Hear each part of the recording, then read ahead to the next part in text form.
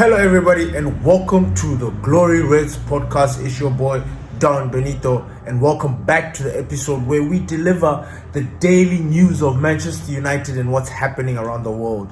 And today I have a very interesting topic for you guys. I have a very interesting episode for you guys because we're going to be talking about Jadon Sancho, Marcus Rashford, their potentials. Like Marcus Rashford, is he still going to go to Barcelona, or is there another team that's looking into getting him in? Jadon Sancho has agreed personal terms with a certain Italian team. And then we're going to be talking about Omar Berrada, our CEO. You know, our CEO doesn't really communicate much with us, but when he does, we actually have to listen and pay attention to what he has to say. And guess what he is talking about this time around? The road to 2028. Project 150 is what Omar Berrada is going to be talking about. And then we have got a couple of more transfer news with links. Richard Rios. Remember we were linked to him a couple of seasons ago. He's playing for Palmeiras now in the Club World Cup. Had an amazing game not so long ago. People are raving about him. People think we are going to sign him. People think Manchester United should sign him. We will talk about that. And then Ekitike. What's the story around Ekitike? Let's dive straight into it. Alright, so first things first. Let's deal with the outgoings, right? Who's outgoing? Jadon Sancho. So Jadon Sancho right now, his situation is a little bit tricky, but he always seems to coast through things. But now, as it turns out that Jadon Sancho has agreed personal terms with a certain Napoli. Napoli seem to be busy this transfer window. I mean, they're making moves. They are. Now, apparently, Manchester United are seeking funds, or we are seeking about 25 million euros for Jadon Sancho. And I believe that is about 21 or 20 million pounds or something like that. And apparently Napoli think that is expensive. Napoli think that it is way too much. And I'm thinking to myself, what? This kid is 25, 26, 27? He is all right, yes, but then 25. Honestly, okay, maybe now that I deep it, because I'm not particularly sure about Jadon Sancho's age right now.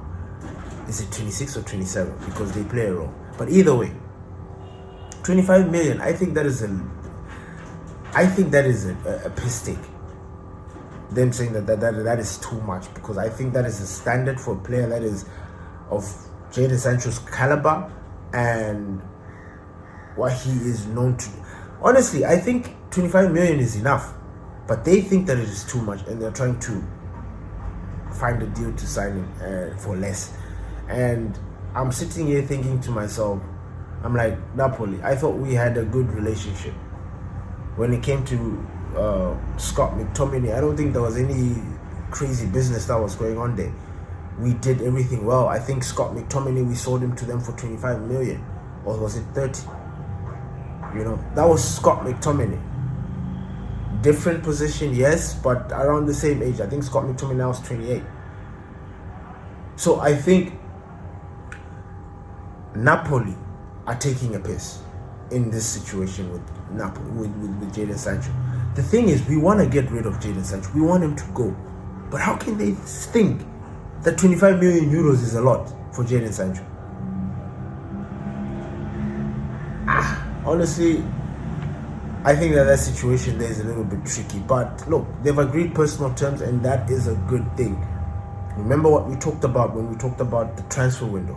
The moment teams and the player have personal terms agreed, just know that the next stage here is for the two clubs to negotiate. And I think this is what Manchester United and Napoli are currently doing.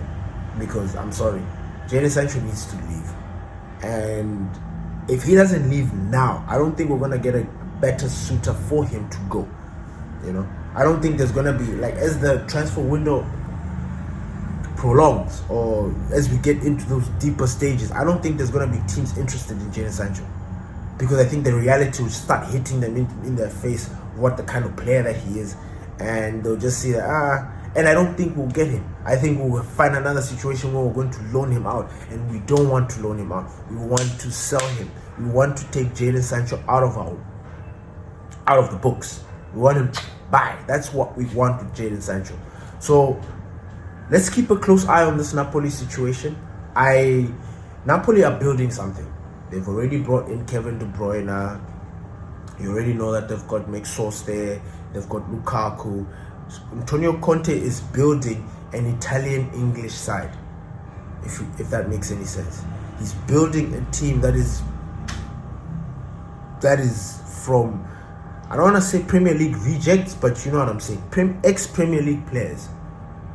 If he can get the best out of certain players, I think he'll go again and win another Scudetto, because the players that he's trying to bring in, wow. And on top of that, as we know, they're thinking about Garnacho, so we'll see how that deal develop. But that is the latest on Jadon Sancho. The next player we need to talk about is Marcus Rashford.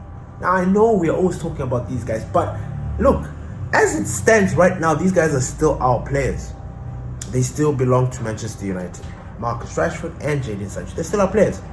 As I'm speaking to you right now, yes, teams have gone for the Club World Cup, certain players, certain people have gone for holiday and stuff like that. But when you think about it, they have returned back home. They've gone back to their parent club, and they're just waiting for their fate. Yes, they have not gone back to Carrington because they're on holiday. But after the holiday, which is in a couple of weeks, maybe 2 weeks or a week and a half or 2.5 weeks, these guys are back to work, preparing for the preseason. Marcus Rashford will be back at Old Trafford. He will be back at Carrington, you know, wearing United colours, because he's still a United player. But we need to get rid of him. So what's the story, or what's the latest on Marcus Rashford? So Marcus Rashford has been, you know, I don't want to say begging, but use whatever word you want. He's been dying to go to Barcelona. Barcelona is his dream team. Like, we've been dealing with this Barcelona situation since last season, or since the beginning. Marcus Rashford wants Barcelona. Marcus Rashford wants Barcelona. Marcus Rashford wants Barcelona. Fair. And that is a very good club to go to and play for. Trust me, I know.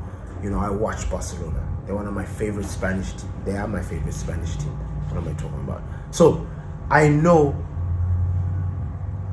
exactly what he's excited about going and joining. Hansi Flick has got a very good system. He's got a very good crop of players, and he's got a very good vibe going out there in Barcelona. Marcus Rashford just wants to go in there and be a cherry on top. However, this deal could be on the verge of collapse, because as we are sitting here, as I'm communicating with you, Barcelona are in talks with Nico Williams, and are paying attention to Luis Diaz's situation at Liverpool. Those are two wingers, two absolute top wingers, that if you compare them and what Marcus Rashford did last season, it's night and day. Marcus Rashford didn't really do well. Nico, on the other hand, did well for his team. Didn't score particularly a lot of goals. No, actually, I heard something that was very interesting. I think they said that he was having the best season. I'll go back and check that. But, however, what I'm trying to say is Luis Diaz had a better season than Marcus Rashford, both domestically and internationally. And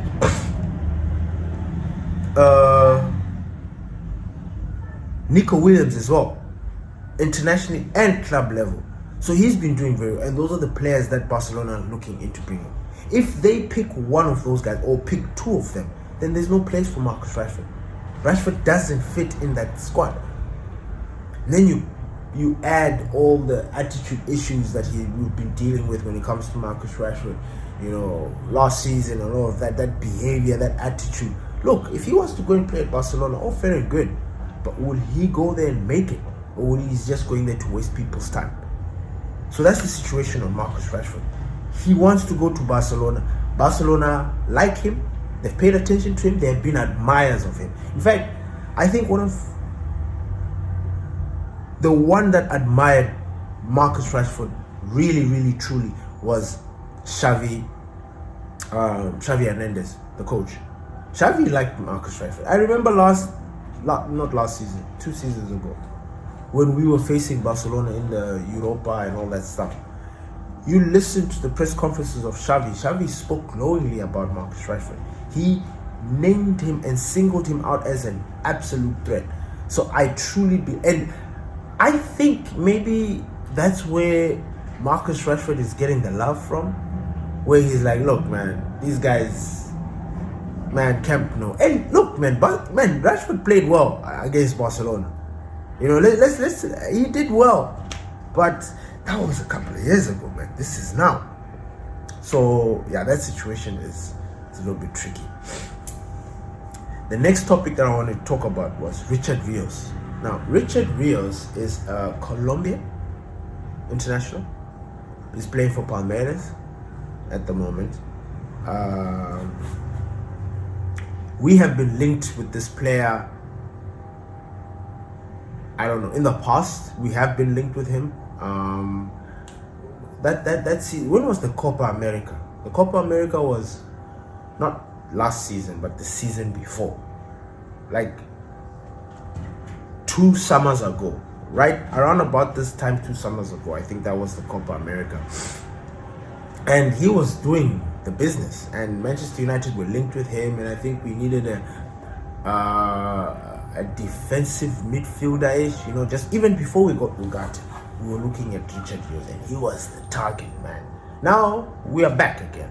Apparently Manchester United are paying attention to this player, looking at his situation, trying to figure out what they can do. But man, I don't think this deal is going to go or is going to pan out. In fact, Manchester United made a mistake not going for him then when they wanted him, rather than now, because right now he's ungettable. He's ungettable. We can't get this player because these guys have slapped 100 million release clause on this player, and he's in Palmeiras. This is in Brazil, right? 100 million. What? I mean, I get it. He's a good player, but he's not 100 million. And this is only because I have a strange feeling that I'm seeing these prices, or I'm seeing these figures, only because it's been linked with Manchester United. Had it been linked with somebody else, I think the figures would have been smaller. I don't know why, but that's just how I feel. And there was something that I actually, I wanted to mention, and I forgot. I'll get back to it. Let me finish off with Rios. So Rios is wanted by every club, a lot of clubs, as a matter of fact. In fact, 10 Premier League teams are looking into signing Richard Rios. And you know, Manchester United, when we are looking at a player like this, or when we are ever in the mix trying to sign a player where 3 or more are interested, let alone 10 teams are looking at this player, 100 million release clause, we are not getting this player. Absolutely not. And I don't even know why this story is out there, because it's just outlandish. I can understand that we are looking into, Manchester United is looking into every player. We're looking into everybody, or everybody's going to say that we're linked to, or we are looking into other players because they want to boost whatever it is, their agenda. But 100 million for a midfielder? Nah. I don't see that happening. Now, the thing that I wanted to talk about was Marcus Rashford. Now, because remember, I was saying, we were talking about the whole Barcelona situation, him going back, wanting to go to Barcelona. But then with Barcelona looking into signing Nico Williams and Luis Diaz, where the hell does Marcus Rashford go? How does he see himself there? Or is he going to get game time? Like, what does he see his life panning out to be when he is there? And there appears to be a lifeline for him. Now, I don't know if we're going to take it or if he's going to take it, but it is the only... Now, I say this because I'm assuming Marcus Rashford wants to play in the Champions League. Because,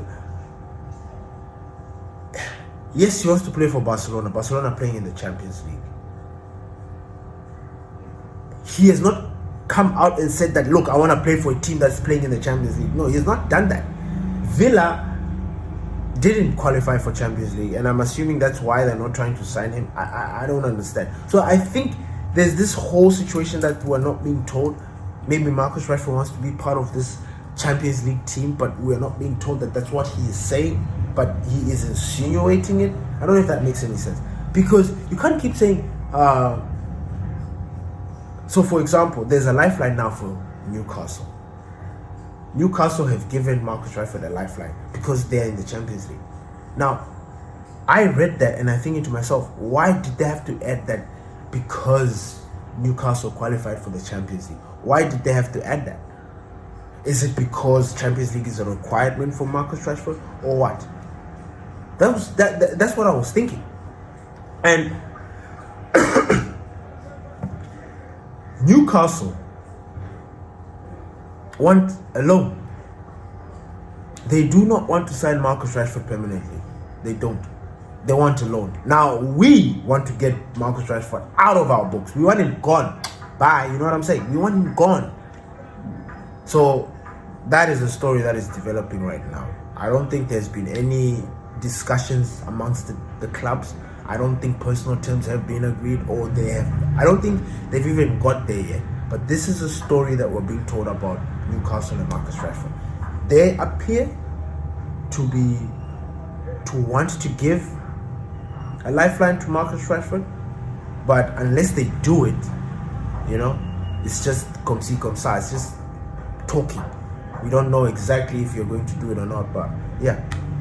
But Marcus Rashford has a lifeline,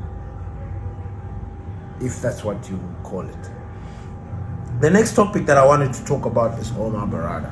Now, this was something that I was probably supposed to start with, but I thought maybe because I should finish off with it, because it's Omar Berrada. Let us discuss what the CEO of our club is talking about our club, right? And we have complained that our club don't communicate well with us. They don't tell us what's going on. When there's a story out there that needs to be answered, it needs answers from them, they usually just dodge, and then we always come up with our own conclusions, and so we speculate and we talk, and then the fan base splits because nobody from the hierarchy, no, the CEO, not the owner, nobody's coming there to give us some sort of direction. Nobody's coming there to calm us down. Nobody's coming there to tell us that, look, this is how things are moving. This is how you look at other clubs, all this stuff. Look at Perez for Real Madrid. He's always communicating with the people. Like everybody, Pep, they're communicating with the fans. Like the clubs are communicating with the fans. Our club doesn't communicate much. And when it does, you know, we pay attention. We listen. We're like, whoa, what's going on?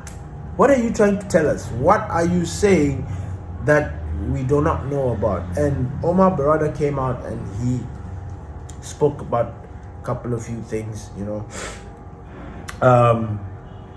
And one of the things that he talked about was Project 150, Project 2028. Because in 2028, our beloved club will turn 150. And he's confident that in 2028, Manchester United is going to win the Premier League. That's how they're talking. And I get that. I understand that. Look, when you're running an organization like that, you cannot not believe. You know what I'm saying? You have to have that confidence. You have to believe in what you're trying to do. Otherwise, your project will not work. So I completely understand Omar Berrada in this, in this sense. He spoke about they're going to give, because Sir Jim earlier last year or this year, was it this year? I think it was this year or end of last year, when he was talking about the club, he mentioned that the first team, the men's first team, is the priority of the club. They get preferences and all that stuff. They are the ones who are being focused on more. And he didn't mention the females team. And in Omar Berrada's interview, he mentions that the men's team and the women's team are going to get the same sort of attention, I guess. They're not going to neglect the women because they did well as well. They were third in their league, and we need to put as much effort into the women as much as we do for the men. And I completely agree with that. I mean, obviously they cannot be paid the same amount of money, but I think the attention that the guys get, you know, that spotlight that our boys get, I think it should also be transferred to the women. I don't know what you guys think, but that made sense. And then he talked about wanting to win the Premier League in the 2028, and he said, look, it's not like we don't want to win the Premier League even now. We do, but we are being realistic. We have got 2 or 3 windows to get to that winning Manchester United see that they have envisioned for themselves. And I completely agree with them. Like, you know, when I read this thing, I was like, yes, this is good. At least you understand. I am not particularly confident in your confidence. I don't think we're going to win the Premier League in 2028. I don't. But I will be turned, or I will be convinced if I see movement in the transfer market, which is what is not happening at the moment. We have stalled. Like, everything has just gone quiet. We're just regurgitating news. Mbeumo, Cunha. We're just repeating it.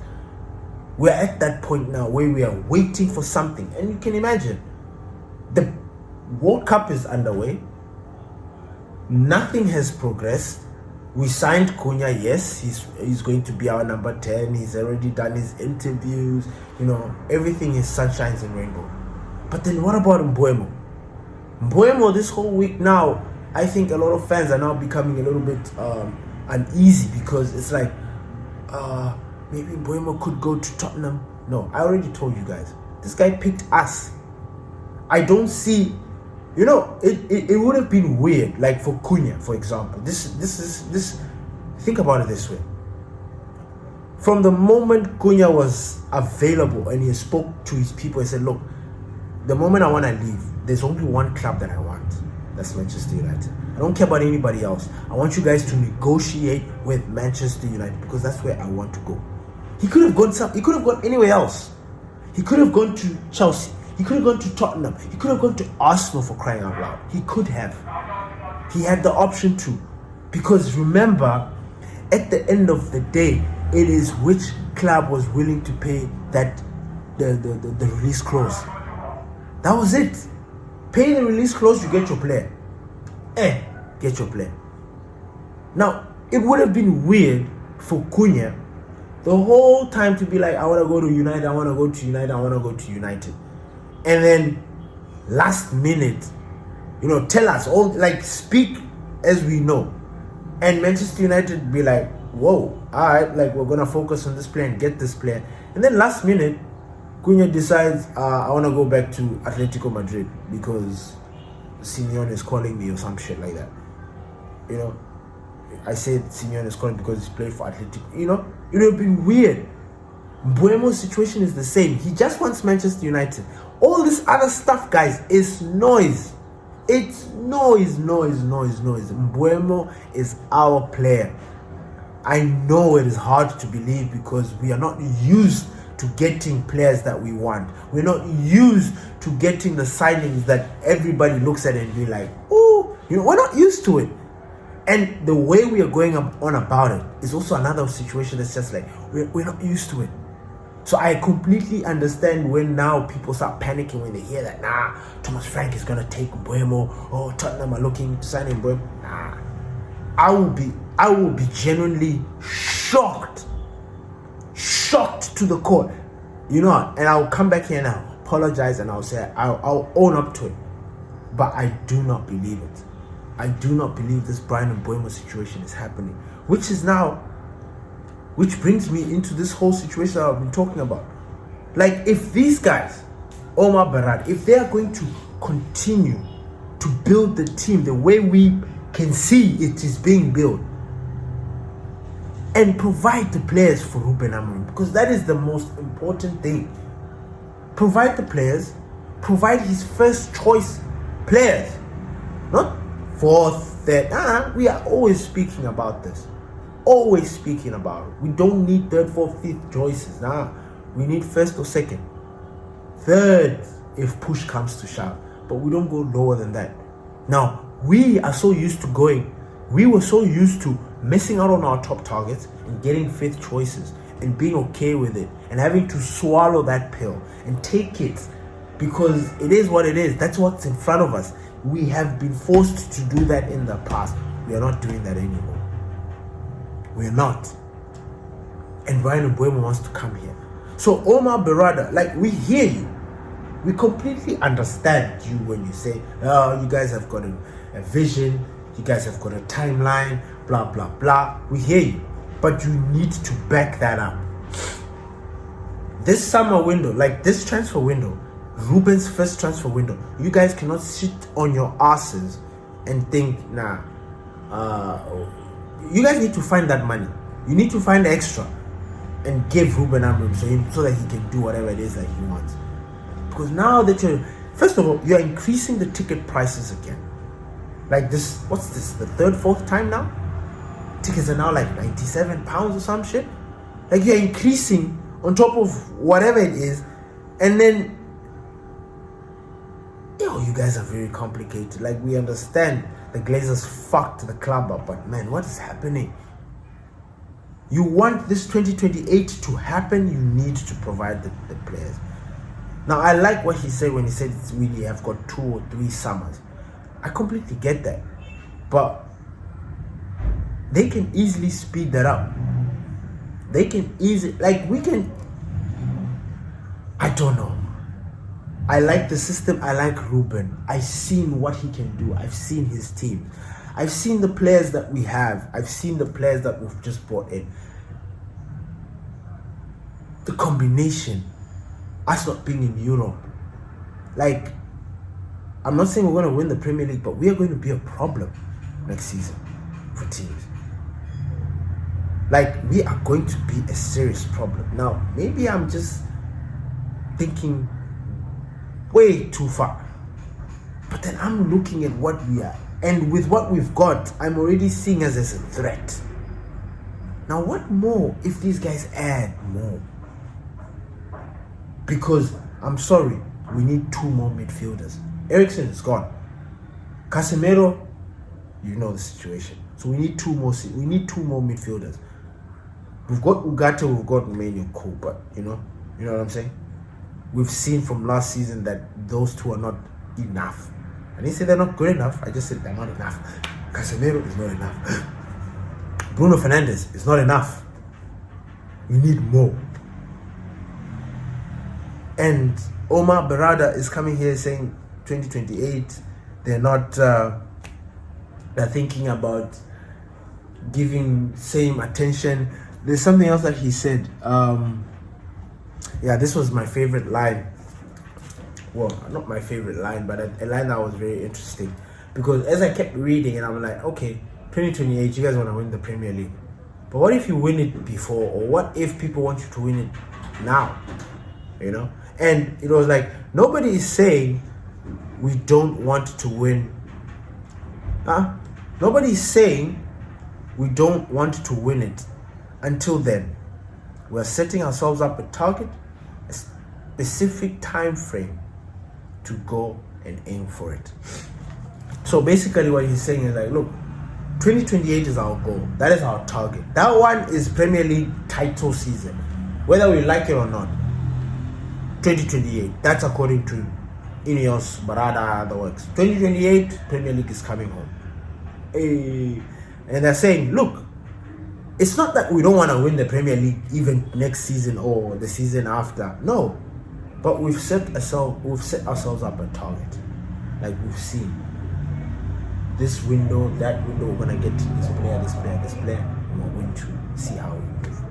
So, it looks like they've got a plan, which is good. And remember, Ineos did some very good business last season. In as much as I shit on them all the time, they did very good business with Lenny Euro. I still praise them for that. Like, that's still one of the best signings in a long time. Lenny Euro. Stealing him from Real Madrid, like, wow. Look at Real Madrid yesterday playing against Hilal. You know, they got that young boy there, you see Trent. And I keep thinking Euro would have been part of that as well. But we spoiled that. Now Euro's ours, and we need to take pride in that. So I'm excited about that. So with this Ineos situation, honestly, what they need to do is look, just provide the funds, speed up the process of selling these players, and then let's get this team going. Let's get this season moving, because we have got a long season ahead of us, and a very exciting and very serious season ahead of us, and we need to be on top of our game. We do, and we need to start that season very, very well. I'm going to always repeat this, and I'm sure some of you are even tired of listening about this. We need a very good preseason, a very strong, solid preseason, and at least 90% of our signings in. Because I was listening to something there, and Ben Jacobs was talking about Ineos and their business, you know, and he mentioned that, look, Manchester United are happy we brought in Cunha. Now, one of the reasons, and now the next thing that they're trying to do is bring in Mbeumo. That's it. Once they bring in Mbeumo, then I think there's a financial what. And then these guys are going to have to do some books. And then that's when Manchester United are going to be like, okay, now we can start selling and stuff. So there's still a long, like, this journey is long. The transfer window is, so brace yourself. Brace yourself. If you thought that we're going to be getting in players like this, chop, it's not going to be happening. They are trying to be meticulous, you know, and they're trying to get the books right as well before they can jump into anything serious or something that could jeopardize FFP and PSR rules. You know, they don't want to mess with that. But that's what Ben Jacobs was saying. So what I understood from what he was saying is like, look, we are going to get in some signings, but it's not going to be as quick as we think it is. There's certain steps. We already got Cunha. We need to sort out this Mbeumo situation. Once we sort out this Mbeumo situation, we need to start dealing with outgoings, or probably get a striker. But we'll start dealing with outgoings because we need to sell players.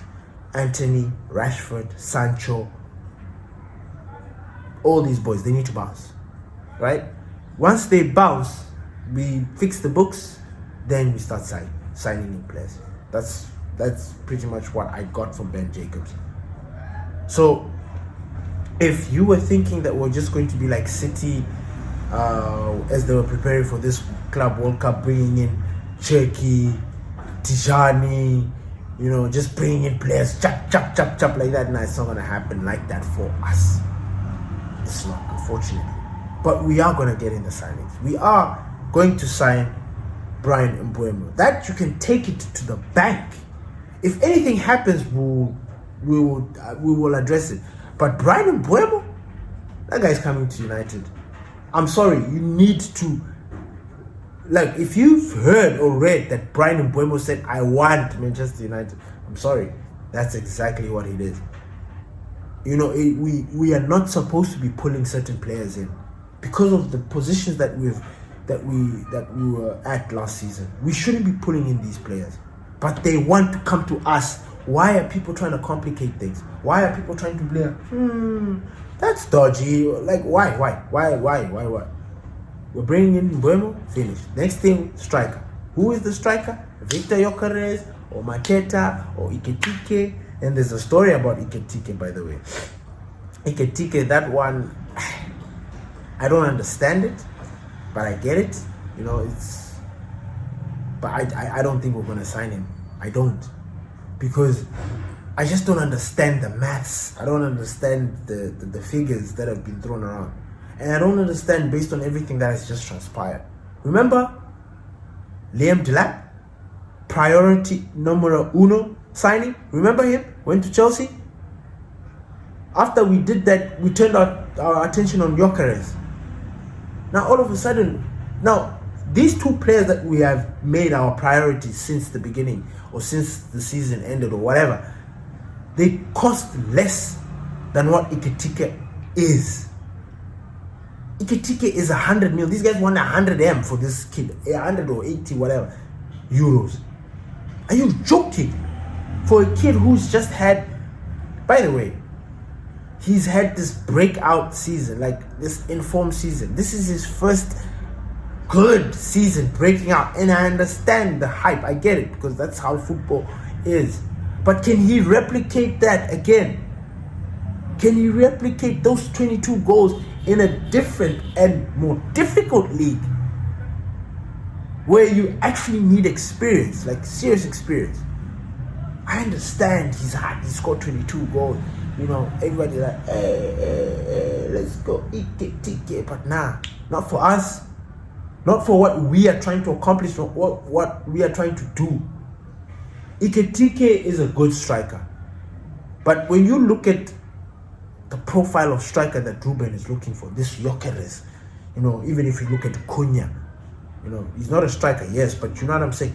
These are box strikers that in and around the box there, they don't fuck about. They don't mess around. And Ekitike, I'm not saying that that's what he is, but he's more of a, I don't even want, you know, I almost called him a target man, but he kind of is, if you think about it. He's a target man. And then Gyokerez is a poacher. Is that it? Poacher / target man. So that's the update on Manchester United. There is still so much that is going on, and we promise to keep you guys updated. Thank you everybody for listening to the Glory Race podcast. It's me, Don Benito. Peace.